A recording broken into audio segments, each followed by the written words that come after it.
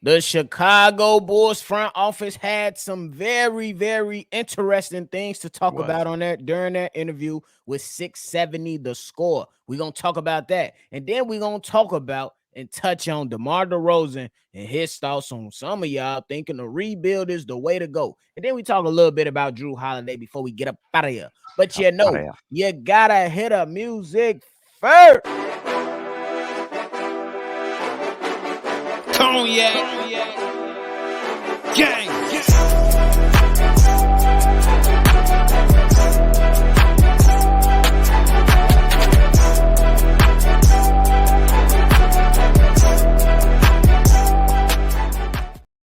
Bad Boys Podcast with the Cognac Boys. I'm Cognac Boy Bobby, and I'm with my dog CDubb. How you doing, boy? This nigga steady messing up the momentum. He keeps switching it up every other episode, bro. I swear, nephew. You gotta give a You do different that on feel every purpose, one. bro. You gotta give a different feel every one. Man, if you like what you're listening to today, hit the like button, subscribe to the channel, and shake that notification bell. So every time we drop, you'll be one of the first ones to know. Now, before we get into all that, into the comments made by Mark Eversley. Well, it is a part of that. Let me make that clear. The comments regarding Mark Eversley and AK, they had a lot of things to say. I briefly touched on, them coming out and saying that the point guard competition is now open. CDubb, briefly give your thoughts on that before we jump into the other stuff. I ain't gonna pat ourselves on the back. I think that what it should have been in the first place. You just gotta reward Kobe White and the hard work that he been doing, and Javon Carter, he definitely coming in with a good chance to make the point guard position. And Ayo Dosunmu, it's gonna be I love what they did right here. It's the right thing to do, and it's gonna be exciting to watch. Because honestly, anyone can all three. Maybe you got two front runners, but Ayo can come. You never know. They said Ayo had a great summer, so let's see. Right, for sure, definitely.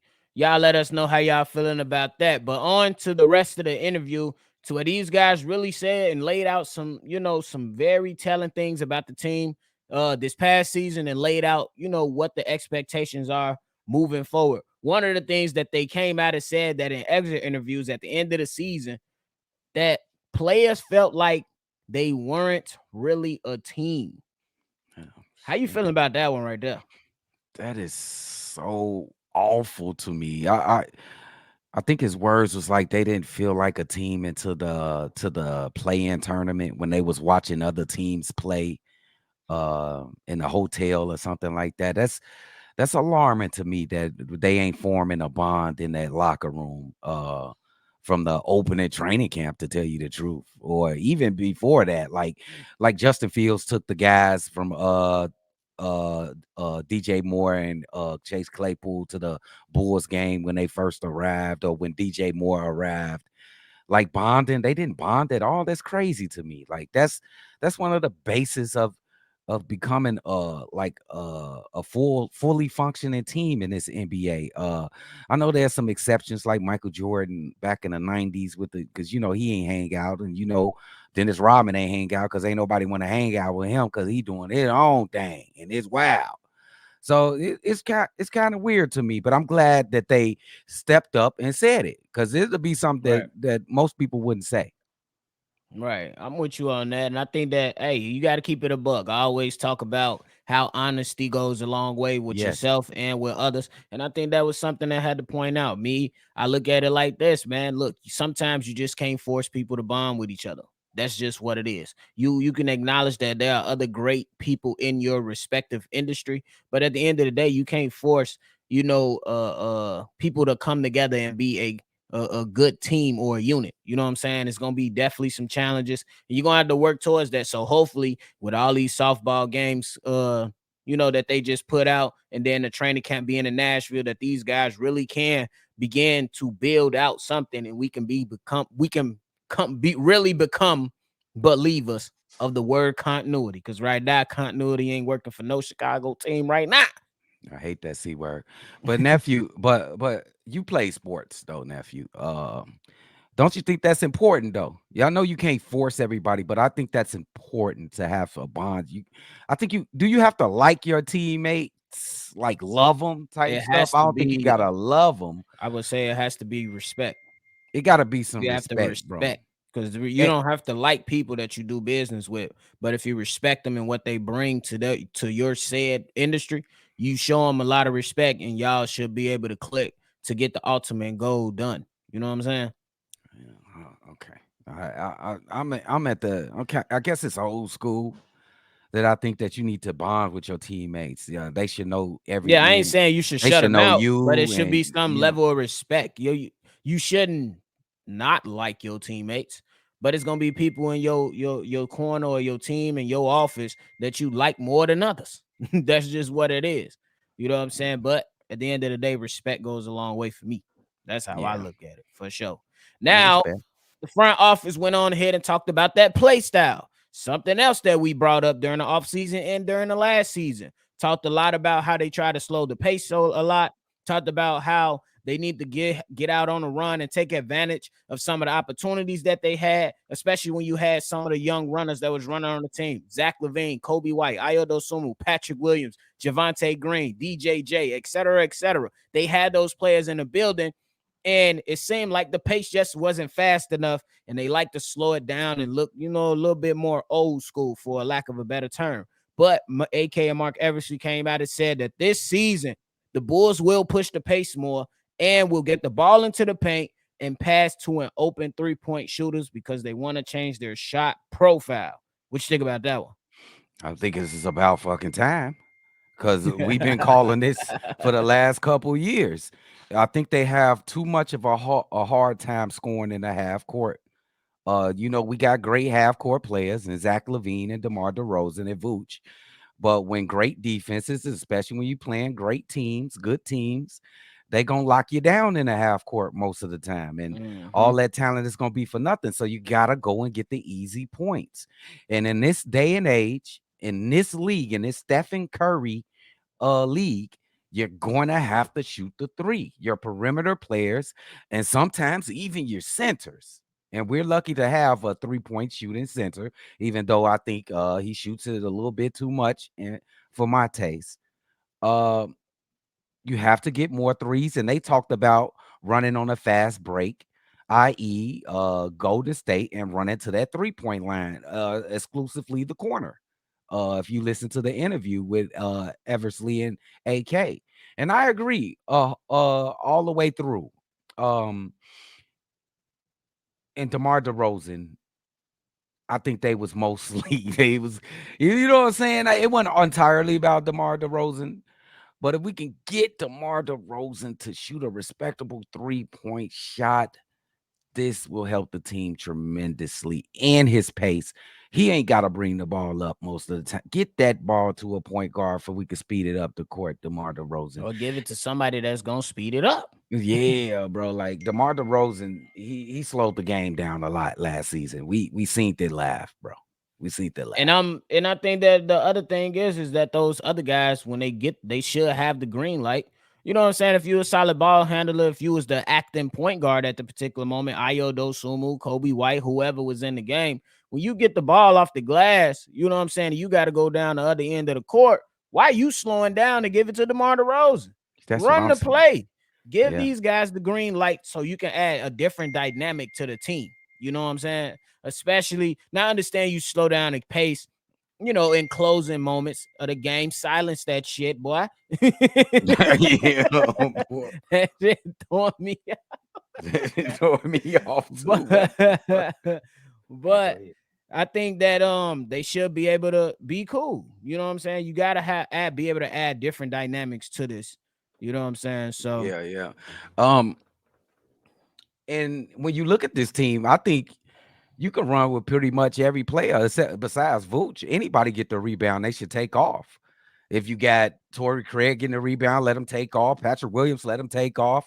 Ayo, let him take off. Andre Drummond or Vooch. nah, They should be looking. They should be looking to get the ball no, out to a guard. no. You know what I'm saying? That's obvious.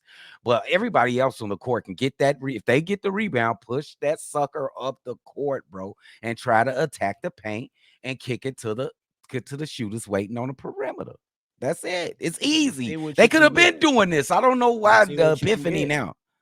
Why the and see epiphany what you now? can get. But one of the big statements that they said is that Patrick Williams is going to improve this season. I'm gonna tell you right now, I can't let you go first. I'm gonna say, hey, AK, I believe in what I see it, bro. You can't, he not about to make me look like no fool.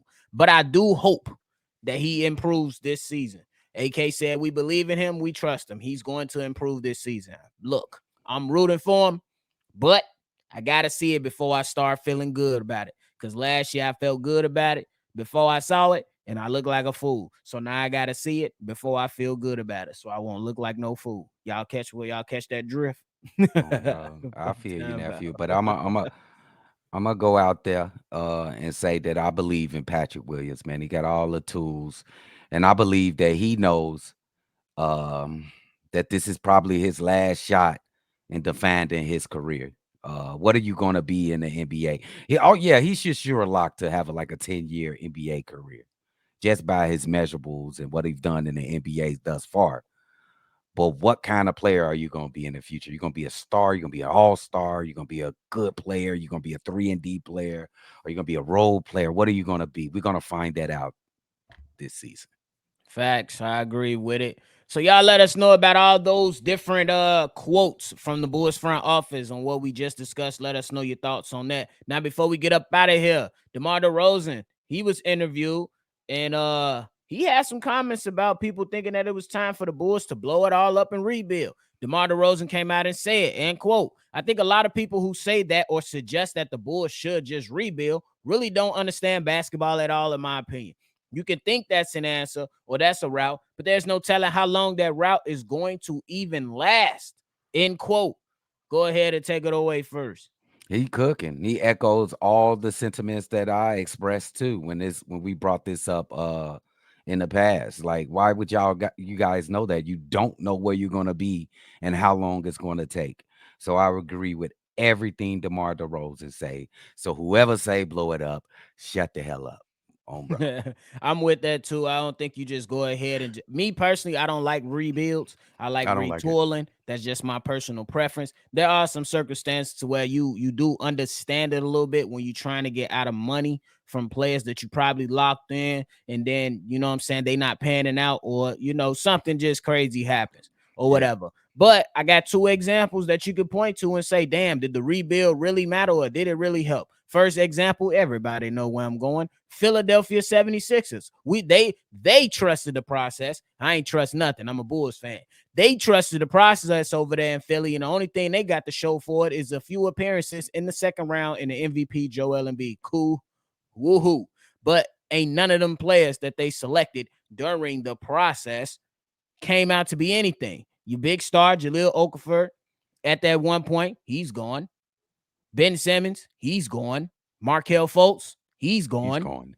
So did it really work? I understand now y'all got they got Tyrese Maxey over there, but that came after, you know what I'm saying? That came a few years. Look how long it took that to transpire and progress to even just a second round appearance, bro. And then lastly, look at the Orlando Magic. Y'all know I wasn't gonna hold out too long. If you don't leave Orlando alone, they've been rebuilding forever. The greatest thing we remember in recent memory from Orlando is the Dwight Howard, and he a little zesty now, and Jameer Nelson. This man hate Orlando. And Jameer Nelson. Tell me what the rebuild has turned into for them so far. Nothing. And look how long they've been going through this process, telling their fans to be patient. So I'm with DeMar DeRozan. Thank y'all for the cooking. You gotta take all tips, baby. Nephew, we gotta get over Orlando. Nephew, leave them alone, nephew. Please. No. Every time they come to the city, Jalen Suggs got something to say, man. Magic City, man. No. No. Nephew. Be having me in here salty as hell during the season. Every time they beat us. Oh, bro, that's every year and every game. What you talking about? For real. But it's people out here that believe Wendell Carter Jr. is better than Vooch, but that's another topic for another day. Y'all drunk. Ooh, sobriety is great For Past people no that past abuse. no past that. The hell is they talking about? They hogging it past that. But anything else before we get up out of here, man? Oh man, it's about to ratchet up, man. It's some big news. We got media day on Monday. Stay in tune. We about to ratchet it up, guys. Let's go. Let's go. Make sure you hit the like button, subscribe to the channel if you haven't done so already. You can leave a voicemail in at that number right in the center, 773-242-9219. It's another episode of Shy Bulls Podcast. I'm Bobby. That's CDubb. We're going to catch y'all on the next one for sure. Cognac. Gang.